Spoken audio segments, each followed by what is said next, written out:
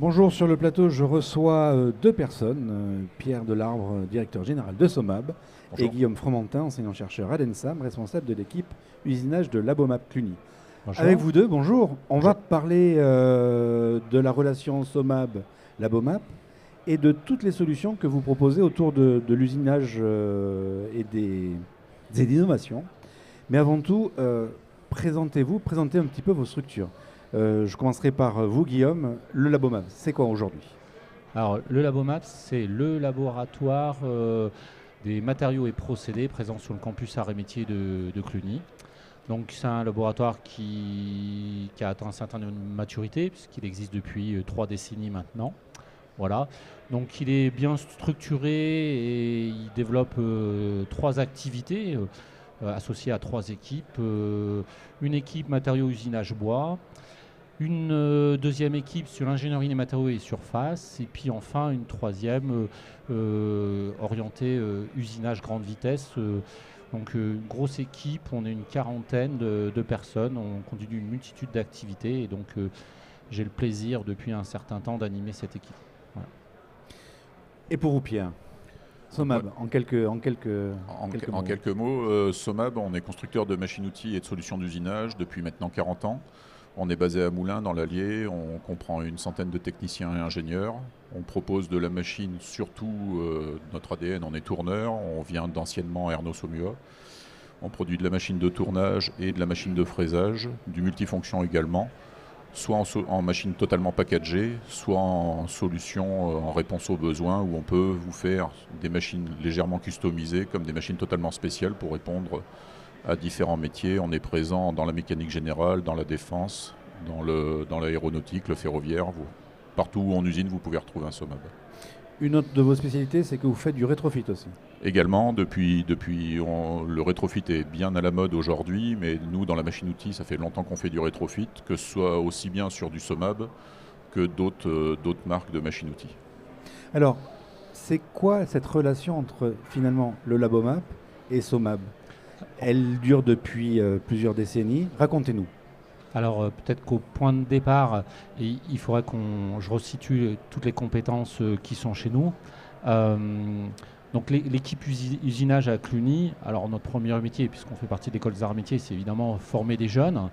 Alors on forme des jeunes, il y a tout le cursus commun, programme grandes écoles, mais on a aussi des cursus d'expertise. Un premier qui concerne vraiment tout ce qui est prototypage et usinage. Donc un cursus d'expertise en 3e année. Et donc là, on essaye d'avoir des jeunes qui soient au mieux préparés à cette vie d'ingénieur en production, être très opérationnels. Et on trouve des jeunes qui, y compris, vont réaliser des stages ou vont travailler pour l'entreprise SOMAB. Un deuxième cursus qui est plus orienté recherche, qui s'appelle Advanced Manufacturing and Machining and Optimization, donc plus typé recherche. Donc au-delà de notre activité formation, on a bien entendu ce volet recherche très adossé à l'industrie, avec une majorité de tests CIF pour différents secteurs industriels tels que présentés par Pierre.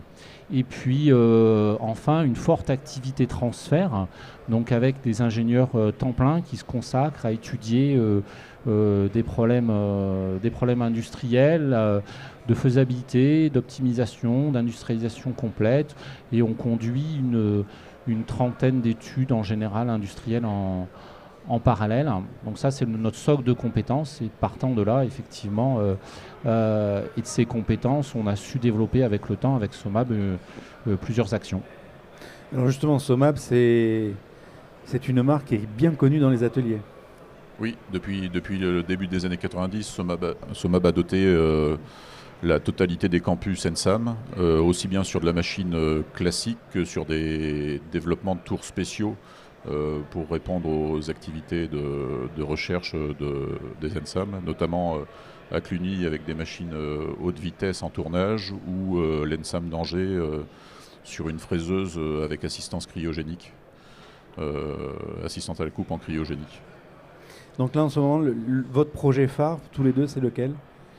Alors, il y a certain nombre de choses récurrentes en route là. Donc si je rebondis sur les propos de Pierre, au début du développement de l'usinage à grande vitesse, donc il y a eu un peu une mutation technologique des machines, et on a collaboré ensemble pour développer des technologies machines typiques tournage dur ou tournage grande vitesse avec des broches à 8000 tours, des grandes vitesses d'avance, 2 mètres par seconde. Voilà, c'est un point qui a été possible grâce à notre proximité, ne serait-ce que géographique, parce que et puis aussi cette symbiose technologique qui nous rapproche. Alors aujourd'hui, dans ce qu'on a en route, on a un intérêt commun, je crois, pour un certain nombre de solutions innovantes qui peuvent être pour la plupart typées industrie 4.0. Donc on a notamment un logiciel qui est basé sur un brevet international qui permet l'optimisation des conditions de coupe in situ pendant la production. C'est un logiciel complètement intégré CN. Ça a été un outil qu'on a développé pour nous-mêmes et puis qui s'avère particulièrement utile à un certain nombre de nos clients. Et finalement, on l'a mis à disposition et puis on le propose à nos clients qui en général sont des end manufacturers, mais on est amené à le diffuser au travers, y compris d'entreprises de machines-outils, et on l'a eu commercialisé via Somab pour leurs clients, mais peut-être que Pierre peut en parler.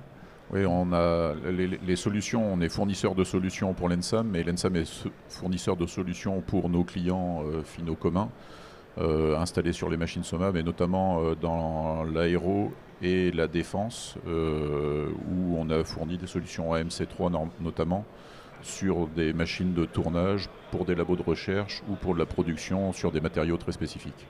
Vous êtes un capteur de besoins finalement pour la recherche appliquée. Et vice-versa. Et vice-versa. Ça marche dans les deux sens. Ça marche dans les deux sens, exactement. En ce moment-là, donc on est sur Global Industries, deuxième journée. Vous le ressentez comment le marché justement, Pierre ?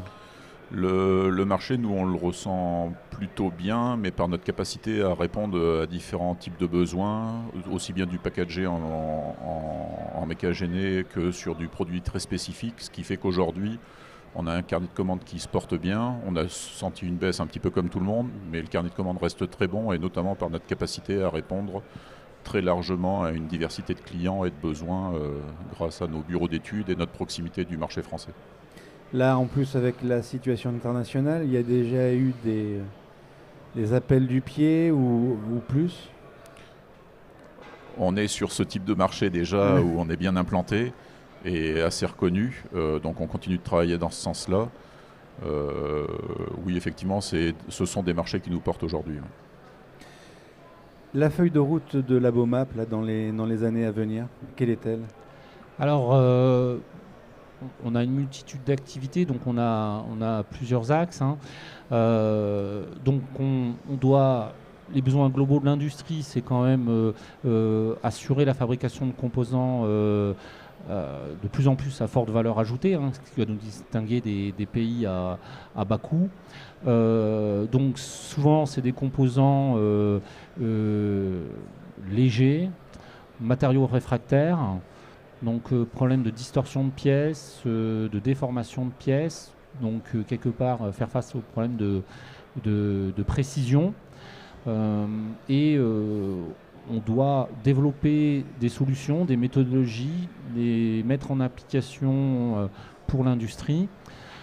Donc ça nous amène à conduire plusieurs types de travaux, à la fois des travaux d'industrialisation comme des travaux de recherche appliquée, dans le cas de Tacifre, pour des grands groupes comme Safran. Et puis sur tout ce qui est problème précision machine, on a ces activités qui nous rapprochent des fabricants machines tels que Somab, où on se retrouve dans des commissions CETIM, où on est amené à partager nos points de vue, à formuler des solutions pour aller vers ça.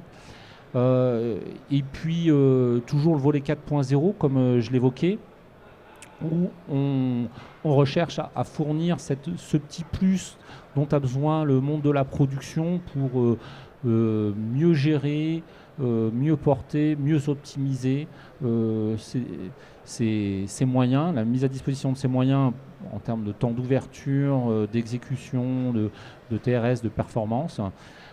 Et donc on contribue à développer plusieurs types de solutions.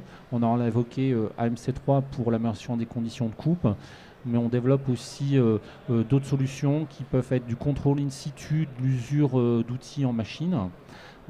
C'est un point important, parce qu'aujourd'hui, un arrêt machine, c'est évidemment un temps où on ne produit pas. Et faire en automatique dans la machine, qui plus est éventuellement dans un contexte délicat où ce temps-là serait en minutes ou en dizaines de minutes, mais pouvoir le faire en 5 secondes, c'est un véritable plus. Donc c'est quelque chose qu'on montre sur le stand SOMAB, c'est des technologies intégrées machine pour ces contrôles-là. Et là, on fait la différence. On essaie. On travaille dans ce sens, oui. Votre feuille de route, sinon, je dirais commune sur les hormis global. Alors, vas-y. Alors, bon, ça c'est le prof qui revient à la charge, hein. Mais bon, je crois que tous les patrons le savent, hein. On a un gros enjeu, c'est les hommes et leurs compétences. Voilà. Donc rien ne se fait sans les hommes. Et puis il nous faut des personnels au mieux formés, au mieux préparés. Voilà, on souhaite toujours faire mieux et pour ça, il faut qu'on prépare ces jeunes. Alors nous, en tant qu'établissement de formation, avoir des jeunes qualifiés, on sait que c'est un gros enjeu. La technologie, c'est quelque chose qu'il faut maintenir très fortement dans nos établissements. Et pour aider à ça, dans le cadre d'un projet de l'ENSAM, mais pas que, hein, associé à 3 établissements partenaires qui sont le CEATEC, le CNAM et le CESI, on a développé des jumeaux numériques pour l'enseignement. Donc il s'agit du projet GENI, donc jumeaux d'enseignement numérique immersif et interactif. Et donc nous, on a développé ce qu'on peut voir en vidéo en arrière-plan là, un jumeau numérique d'une machine SOMAB, donc on a acquise il y a 2 ans et qui va être largement diffusé dans des lycées de la région Auvergne-Rhône-Alpes, mais je pense que Pierre pourra en parler. Donc un enjeu pour nous, c'est fournir des nouvelles méthodes d'enseignement qui puissent attirer les jeunes et mieux les former. Et ce jumeau numérique-là, on a l'occasion de le présenter au salon pour la première fois en public et doit être une solution pour rendre visible l'invisible, hein. C'est le leitmotiv d'un de nos ingénieurs qui travaille dans la réalité virtuelle, réalité augmentée. Et c'est aussi une solution d'accompagnement pour les opérateurs sur machine. Alors vous qui êtes prof, excusez-moi Pierre, mais vous les avez vus changer justement les jeunes, s'il n'y a pas aujourd'hui un petit peu de numérique, ou du moins on ne les fait pas rêver et ils ne viennent pas, c'est ça? Alors, c'est réducteur peut-être. certains le disent, moi j'ai aucune certitude pour ça. Alors le numérique attire, et à la fois nous on voit en enseignement quand nos jeunes, on leur fait faire 40 heures de projets sur machine, qui mettent les mains sur la machine, ils sont heureux. Et quand ils ont réalisé quelque chose eux-mêmes pour de vrai, ils sont vraiment fiers, parce que jouer avec un écran, ils le font tout seuls sans nous à la maison. Voilà. Alors par contre, ils n'ont pas à la maison de machine d'outils, et quand ils peuvent le faire avec nous, ils sont très contents. Pierre, votre réaction? Donc oui, ce projet, en fait, nous aussi, on accompagne beaucoup le marché de l'éducation, et notamment, on a été retenu sur un projet en Auvergne-Rhône-Alpes pour la fourniture des lycées sur des tours axe Y. Donc on a une grosse dotation de 60 machines à réaliser sur quelques années. Et c'est exactement cette machine que l'ENSAM nous avait demandé de lui fournir, avec la première Siemens One qu'on a réalisée dans le cadre de ce projet avec notre partenaire Siemens, notre partenaire commun d'ailleurs, Siemens. Dans une configuration où l'ENSAM nous a challengé sur beaucoup d'ouverture et de customisation qui vous permettent de réaliser tous vos développements que vous avez dans le cadre du projet GENI notamment. Bon, on n'a pas de problème à challenger SOMAB, on sait qu'ils y arrivent très bien. Merci messieurs pour cet entretien. Donc on se donne rendez-vous l'année prochaine pour savoir où en sont les prochains projets et vos futures feuilles de route. Si je peux me permettre, on se donne rendez-vous avant. Dans votre dos, vous avez un roll-up qui rappelle l'action des usines ouvertes, dans laquelle SOMAB s'est inscrite. Et donc on invite tous ceux qui veulent découvrir SOMAB à venir nous rejoindre pendant ces journées. Merci beaucoup à vous deux. Avec plaisir. Merci. Merci à vous. Merci. Bonne journée, bon salon. Bonne journée.